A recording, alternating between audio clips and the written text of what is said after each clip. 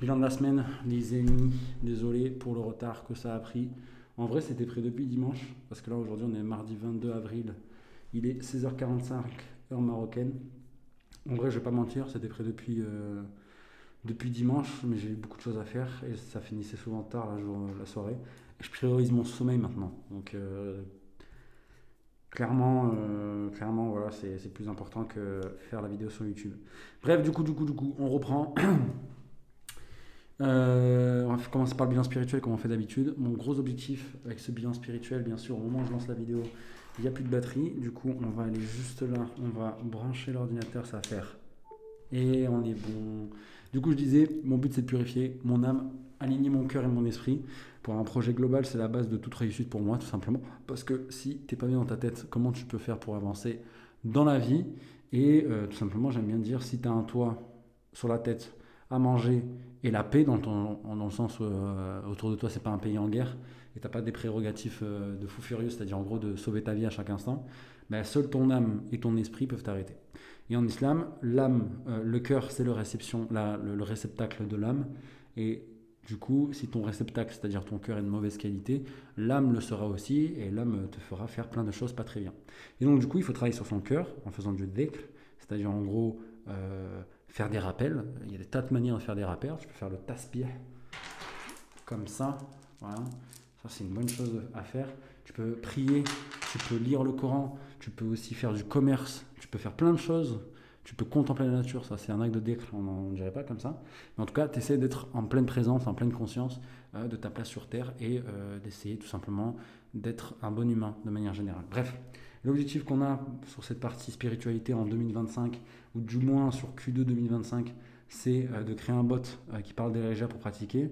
On va en parler juste après. Apprendre 1000 mots de d'Erija et les plus utilisés. Lire 3 livres de développement personnel et finir la partie 1 du livre. Je vous renvoie aux épisodes précédents par rapport à ce livre-là. Mais en gros, cette première partie va parler, je l'espère, de ce qui concerne en fait comment notre univers fonctionne de manière générale. En gros, quelles sont les règles. Ou même toi, moi, le mec qui regarde cette vidéo, ou la meuf qui regarde cette vidéo, Elon Musk, Mohamed aussi, même s'il y a eu des miracles. Mais tous, on a été contraints par des lois physiques qui nous ont empêchés de faire certaines choses, par exemple de voler. Voilà, c'est fou, mais on ne peut pas voler, par exemple. Et donc, du coup, quelles sont ces règles-là? Quelles sont, du coup, la prison dans laquelle on est tous et qui, en final, n'en est pas une, puisque tout le monde est contraint à cette mise. Et donc, du coup, l'objectif sur avril, pour avancer vers cet objectif trimestriel, bah, c'est de créer le bot. Je n'ai pas du tout réussi, pour la simple et bonne raison que c'est beaucoup trop compliqué. Aujourd'hui, les technologies comme ChatGPT, etc., ne permettent pas de créer un bot qui permet de pratiquer tous les jours 30 minutes en Delija. Pour des tas de raisons. Premièrement, parce qu'il ne connaît pas si bien que ça le Delija. Ça, c'est la première chose. Et la deuxième chose, c'est que. Comment expliquer? C'est que, ben, en fait, finalement, c'est assez compliqué pour la voix qui est dans ChatGPT de parler Delija. Parce que le Delija demande des chiffres, souvent dans l'écriture SMS pour être parlé. Et donc, du coup, voilà, il y a des problèmes. Bref. Et donc, ensuite, être à 100% sur les 500 mots appris. Donc, ça avance plutôt bien. Lire un livre de dev perso, un livre lié à la partie 1 du livre, bilan de la semaine. Du coup, est-ce que j'ai créé le batch de 500 mots que je devais apprendre? Oui.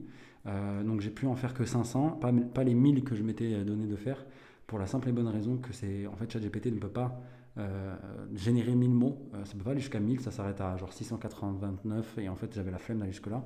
Donc j'ai fait que 500 mots. Le bot de conversation, il a été créé, mais il est très inefficace, donc on va remplacer par 30 minutes de pratique avec ma femme au quotidien voilà, de parler. Le pouvoir de l'instant présent, je vous en avais déjà parlé lors du dernier épisode, mais c'est bon, c'est fait. Pour le coup, j'ai terminé. Très très bon livre, lisez-le, c'est ultra important. 3 sessions de révision pour apprendre les mots, ça aussi ça a été fait la semaine dernière. Donc on parle bien de la semaine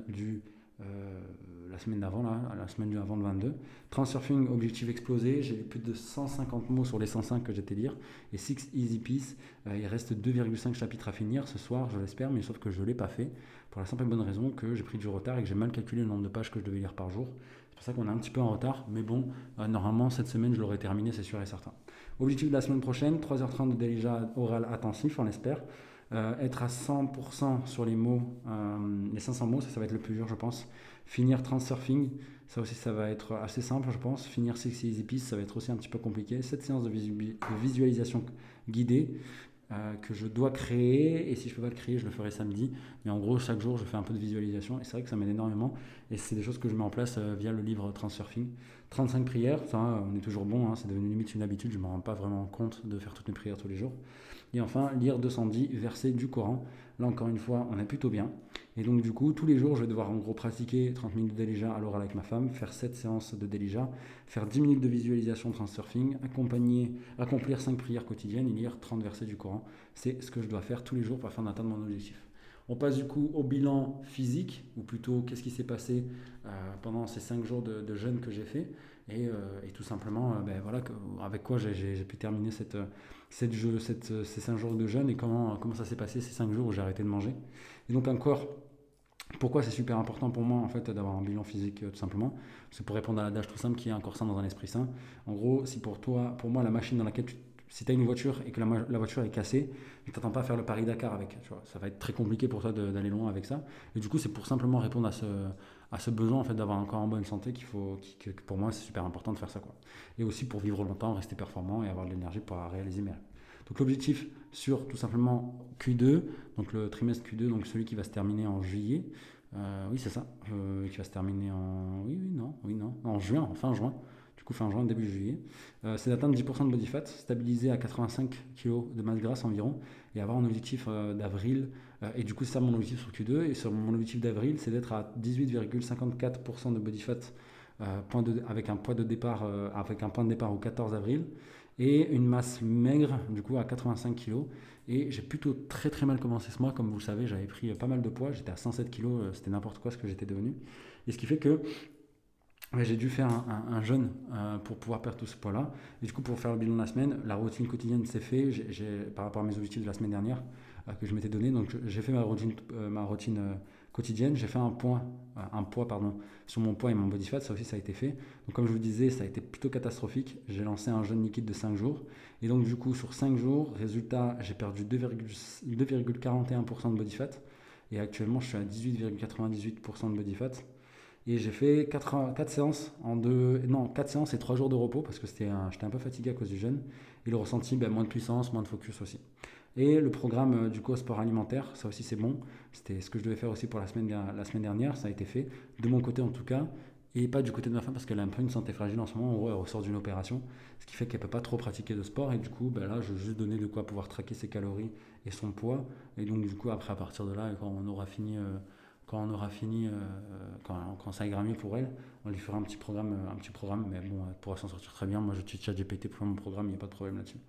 Objectif de la semaine prochaine, c'est de stabiliser autour de 19,49% de body fat avec une prise de poids normal après le jeûne. Donc je vais reprendre du poids après le jeûne. Donc si vous voulez, je suis parti, j'étais à 107,3 exactement. Je peux même vous dire exactement à combien j'étais. Quand j'ai commencé la semaine dernière, j'étais à 107,5 et j'ai fini la semaine à 101,2. Non, j'ai fini exactement le jeûne à 100,4. Donc j'ai perdu 7 kilos sur les 5 jours de jeûne. Sachant que j'ai commencé au lundi soir, j'ai terminé le samedi soir. Donc quand je me pèse le samedi matin, je suis à 100,4. Le lendemain, j'ai repris 1 kg, mais très peu finalement. Non, je n'ai même pas pris 1 kg, j'ai pris quelques grammes, genre peut-être 500 grammes quoi. Et là, tout doucement, je commence à reprendre du poids. Je suis passé de 101,4 à 101,2 sur dimanche. Et là, ce lundi, j'étais à 102,4 et là, je suis à 103 ce matin. Donc là, tout doucement, je reprends du poids. Et ça me permet en fait finalement de stabiliser au body fat que je m'étais donné en fait pour avril et de pouvoir en fait relancer la machine parce que je pense vraiment que mon métabolisme de base était vraiment explosé au sol et n'arrivait pas à fonctionner comme il faut. Bref, on revient au sujet de la vidéo. Les habitudes, du coup, l'objectif que j'ai pour la semaine prochaine, c'est de finir en fait le mois en dessous ou du moins autour de 19,49% de body fat, sachant que je suis à 18, là mardi, je suis à 18,23 exactement, et donc du coup redescendre là-dessus afin de perdre environ 0,95% de body fat par semaine jusqu'à début juillet pardon. Et donc du coup quotidiennement, qu'est-ce qu'il faut que je fasse pour atteindre mon objectif? C'est arrêter des écrans à 21h max, me réveiller avant 7h pour viser environ une qualité de sommeil à 80% par jour, manger 3000 kcal sur cette semaine et brûler plus de 3000 kcal, donc 3100 kcal. Ce que j'ai réussi à faire hier par exemple, j'ai brûlé 3132 kcal mais j'ai mangé 3700. On a fait une bonne semaine, on n'a pas beaucoup, on était en reprise et tout, etc. Et là, du coup, aujourd'hui, ben, j'ai réduit mes calories, je suis bien en dessous. Là, j'ai pris aussi un gros dessert pour pouvoir monter un petit peu parce que j'étais vraiment trop en bas. Là où je dois manger, j'étais à peine à la moitié de mon objectif calorique aujourd'hui, donc c'était vraiment beaucoup trop comme déficit. Et donc là, du coup, aujourd'hui, je pense que je vais être à 2000-2500 kilocalories, donc ça rattrapera finalement ce que j'ai mangé hier. Donc pour rester en fait sur une moyenne toute la semaine à 3000 kilocalories. Bref, on part du coup sur le bilan financier. Bilan financier, ça s'est plutôt bien passé aussi cette semaine. Pourquoi j'ai un bilan financier? Parce que comme vous pouvez voir sur les miniatures des vidéos, il y a un truc qui est écrit en gros dessus, sortir de la survie. C'est d'ailleurs la première étape du projet Ouria, c'est faire un max de sous, mettre de côté et pouvoir en fait créer une forme de sécurité pour pouvoir en fait simplement ne pas subir la dunya de manière générale et ce que nous impose de faire les choses. Et pourquoi? Parce qu'en fait l'argent c'est un outil, c'est pas une fin. Et Allah il nous a ordonné de bien gagner notre vie, donc il faut le faire. Il nous a pas demandé d'avoir une vie comment dire, d'ermite qui vit dans notre montagne. Ils nous ont demandé d'avoir des richesses, de faire du commerce, donc c'est ce qu'on fait. Donc les objectifs que j'ai pour Q2, le plus important étant de mettre 500 euros de côté. Comme je vais expliquer chaque semaine, ben moi j'ai jamais appris à mettre de l'argent de côté et c'est vrai que là c'est assez nouveau pour moi. Et du coup j'aimerais bien commencer par un objectif très petit qui est celui de mettre 1000 euros de côté pour la simple et bonne raison que moi j'ai jamais réussi à mettre cet argent de côté premièrement, j'ai toujours dépensé mon argent et aussi parce que c'est la première étape, la toute première étape pour sortir de la financial trap, on appelle ça. En gros, d'abord, tu mets 1000 euros de côté. Après, ensuite, tu mets ton épargne de sécurité de côté parce que tu as appris enfin à mettre de côté. Après, ensuite, une fois que tu as ton épargne de sécurité, tu commences à investir. Une fois que tu commences à investir, ben, moins l'argent revient à toi et tu as largement de quoi survivre, de vivre, pardon, même avec les rentes de tes investissements. Et après, à un moment, tu choisis de soit faire plus d'argent, soit d'arrêter de travailler tout simplement. Et donc, du coup, mon objectif premier est de mettre 500 euros de côté. On est déjà bien, hein. Je crois qu'on est déjà arrivé à l'objectif que je m'étais mis ce mois-ci. Bref, on va revenir plus loin. J'aimerais faire 15 000 euros net avec mon agence et facturer via mon auto-entreprise marocaine. Donc ça, c'est les 3 objectifs que je me suis mis sur Q2. Et donc du coup, pour ce mois-ci, en avril, je me suis mis 4 objectifs. Mettre 83 euros de côté afin d'atteindre 325 euros, je crois, un truc comme ça. Et ça a été fait. Faire 5 000 euros de net, donc ça, c'est en cours. On y est tout doucement et ça fait extrêmement plaisir. J'ai encore sécurisé des sous ce matin. Donc ça fait extrêmement plaisir, vraiment extrêmement plaisir. Je pense pas qu'on va faire les 5000, mais en tout cas, on lâche pas et on va s'y mettre parce que c'est le plus important. Clôturer mon compte BMCE, donc le compte dans lequel j'étais dans une ancienne banque à moi, ça c'est bon. Et à la fin de cette semaine, à la fin de dimanche, donc quand je faisais ces notes-là, il y avait écrit finaliser l'ouverture des comptes pro. Normalement c'était lundi et depuis hier, je suis l'heureux détenteur. Je ne peux pas vous le montrer parce que ça me mettrait dans la merde. Mais je suis l'heureux détenteur d'un compte personnel chez CFG et un compte professionnel, 2 comptes professionnels chez CFG.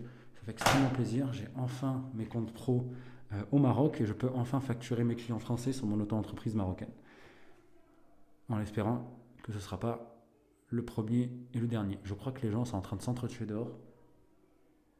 Ah non, c'est juste les enfants qui jouent en bas. Vous les entendez sûrement pas, mais moi je les entends. Et d'ailleurs, ça fait extrêmement plaisir parce que par rapport à l'appartement avant, il n'y a pas un bruit. Donc j'entends les gens en bas ou les gens dans la rue, tu sais, de loin, tu vois. Genre. Alors qu'avant, j'avais un gosse qui courait dans tous les sens en haut. Ensuite, objectif sur avril 2025. Ça, c'est fait, on vous a expliqué. Et du coup, bilan de la semaine.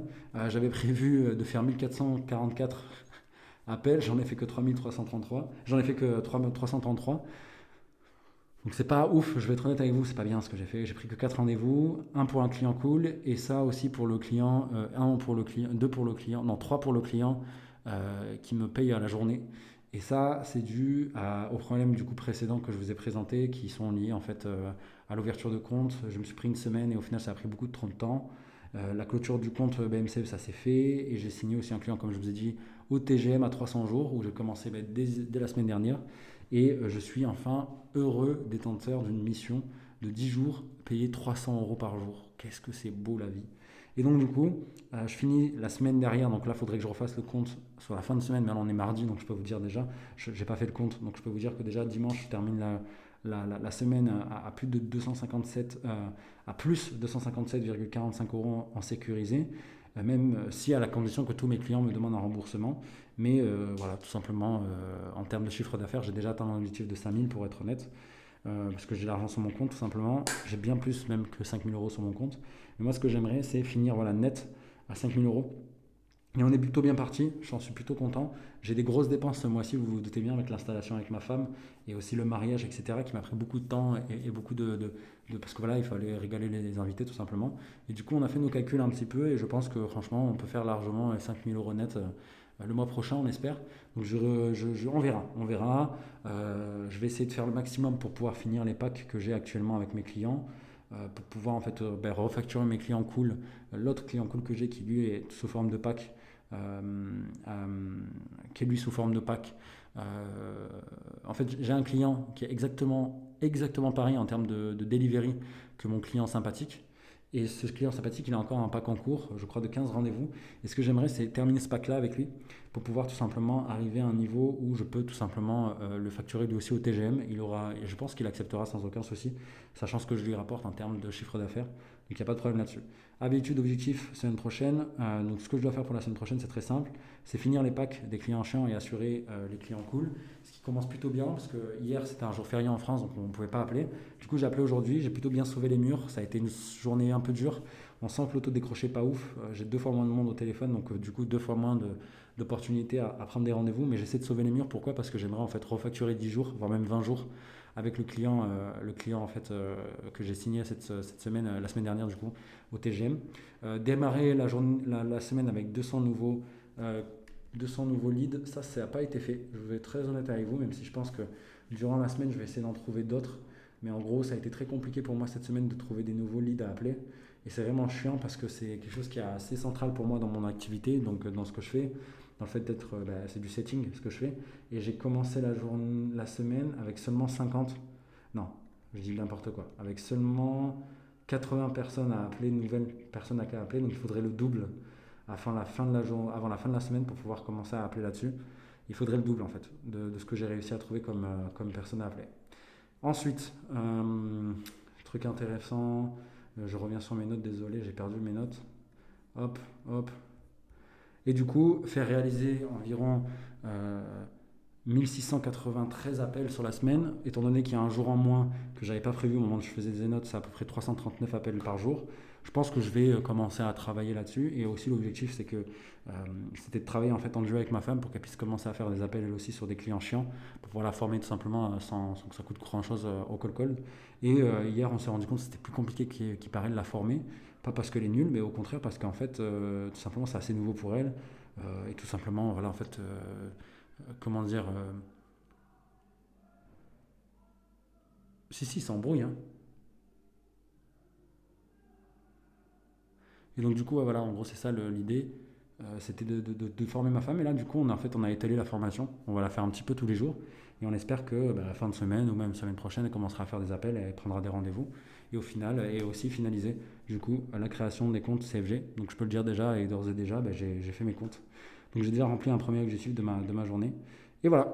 Écoutez, ça a été un plaisir. Prenez soin de vous. On se dit à la prochaine et bisous.